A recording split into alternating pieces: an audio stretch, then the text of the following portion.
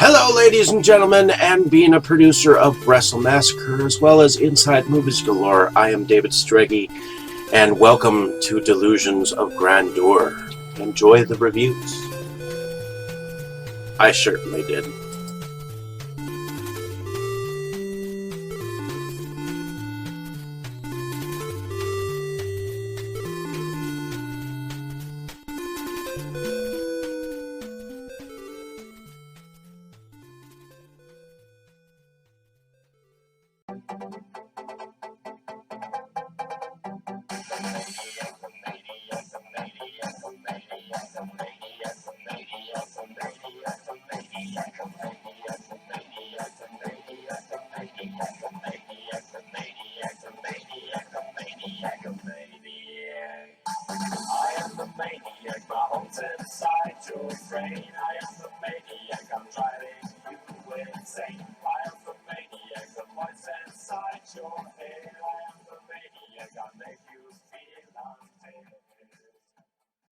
Okay, Dave, that's it. Screw you and your college flunkies. I've had enough of this from you and from everyone else. I know what you guys are trying to do. Break me down, drive me out of the force. Well, it's going to take a hell of a lot more than a lame prank like this to get Curtis Mooney to throw in his badge, so fuck you. Over.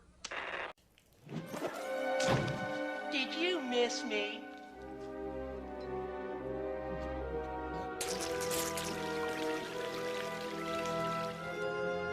I guess not. Hello, ladies and gentlemen, and welcome back to Delusions of Grandeur. I am your host, David Streggy, and here I have another review for you. This time it is of a Charlie Steeds film that was filmed in 2020, and it is called Death Ranch.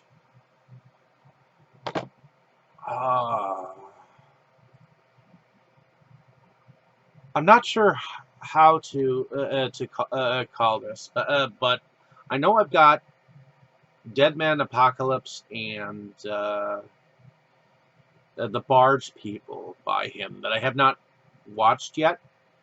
But this particular film is about an escaped convict that is a man of color, and it definitely has a 70s vibe to it. It was put out by Empire Studios along with Dark Temple Motion Pictures, and trying to see the 4 Digital Media is the name of the distribution company.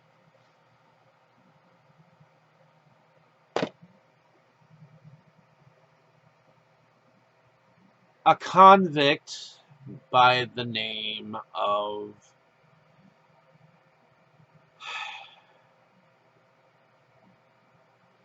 Brandon Cobbs, who was played by DeAndre Teagle. He has escaped. He calls upon his sister and his brother, so his siblings, and I guess their names are Brandon, Angela, and Clarence Cobbs. Faith Monique and Travis Kuttner play the other 2 siblings, and they end up picking him up in a classic car and taking him out to a ranch that apparently they thought was in their grandfather's possession, but it is inhabited by a cult of Ku Klux Klan members who just so happen to eat flesh. So they are, in fact, cannibals. And I guess they get together. They bed down for the night in this ranch. The ranch looks old. Um, it's not really a ranch. It's more of a barn, per se, with like a well outside. And it seems kind of broken down. It looks like it might have held horses or whatnot at one point in time. And Brandon, DeAndre Teagle, wakes up in the middle of the night to hear screaming, and he sees a bunch of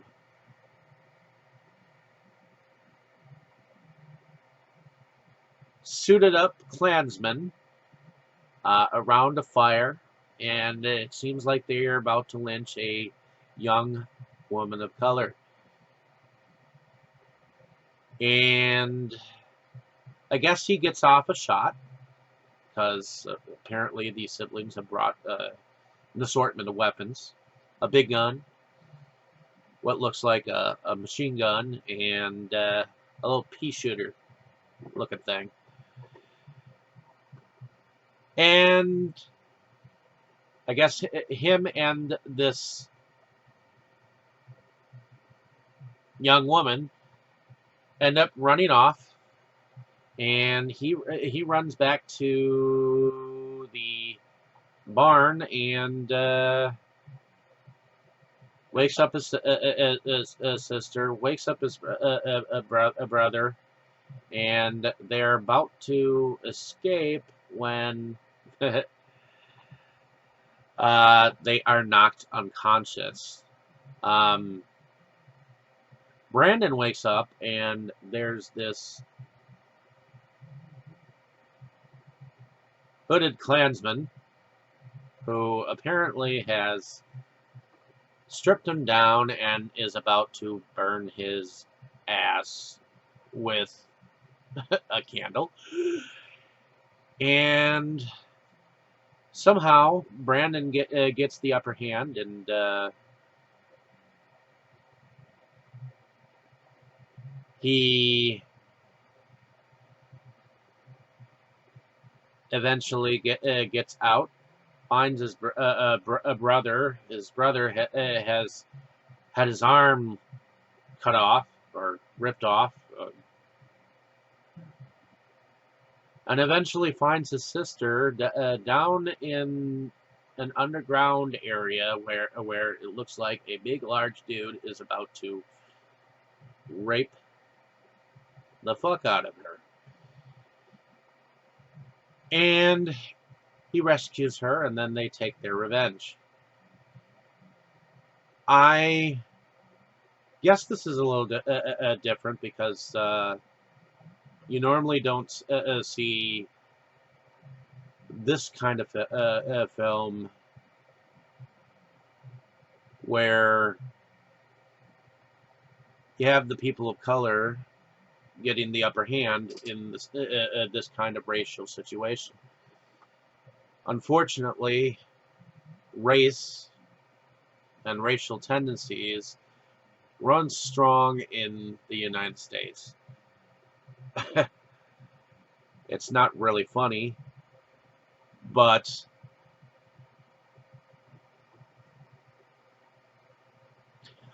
I know that I have seen the Black Klansman from 1966. I have seen a movie from the 60s called The Intruder, where William Shatner plays an antagonist who rousts up a town into hatred and a lynch mob and whatnot. And normally, you don't see the victims getting the upper hand in the film. So I'm glad to see that they are at least taking a stand and are at least strong enough to overcome their captors. And it is gory when it's gory. It's not too gory, but it's gory enough. I do like the fact that Angela Cobb, she gets the upper hand of this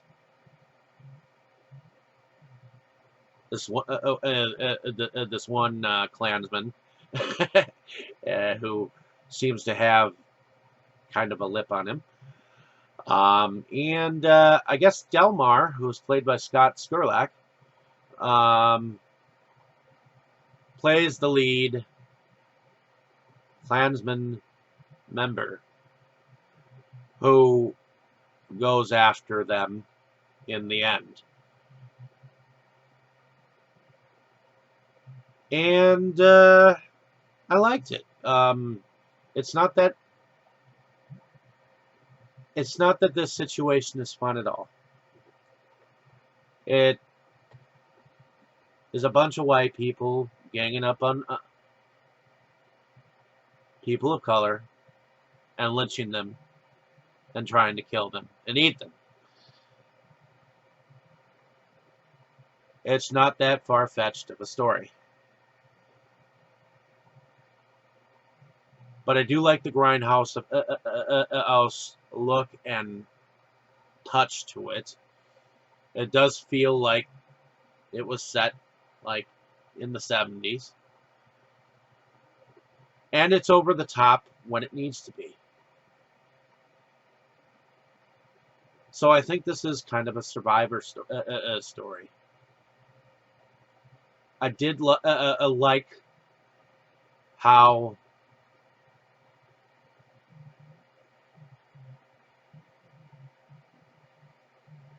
this film doesn't color anything.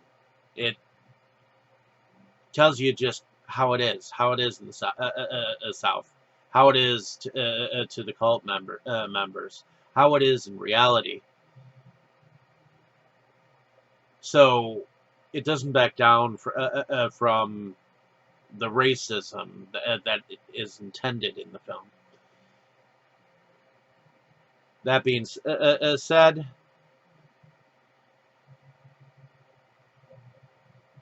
I guess it is a controversial film. But, and it does have its buts.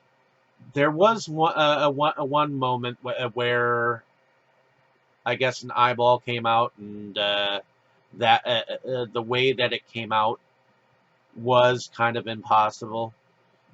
I mean, the suspension of belief was it kind of went too far on that particular scene.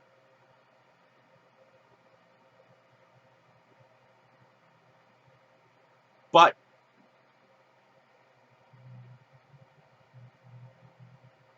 it showed the degradation and the levels that human beings can go down to in order to show you the evils of what humanity can become. I mean, I've often imagined that small-mindedness could still be in certain areas of the world, or at least in this country, very much like this. In any case, hopefully you enjoyed my description of this film. Like, share, and subscribe, and hopefully you let me know what you thought of the film down in the comments. I hope that there isn't shit like this out there. There is definitely a violence in this kind of racism. And I would like to think that I don't know anyone who would go down those roads. I mean, I certainly wouldn't. I've got many African-American friends myself who I work alongside with and day out, and I wouldn't want to see them in this kind of predicament no matter what they've done. So I do kind of feel for the siblings, even though I think what Brandon Cobbs might have done to run away from everything, he does actually kind of admit that he actually did do all those sort of things that that apparently the law has said he's done. So, in any case, hopefully you enjoy this review. Let me know down in the comments what you thought, and hopefully you come back. I'd like to know what your thoughts were on this film if you've seen it. I mean, it's not that far-fetched. And with racism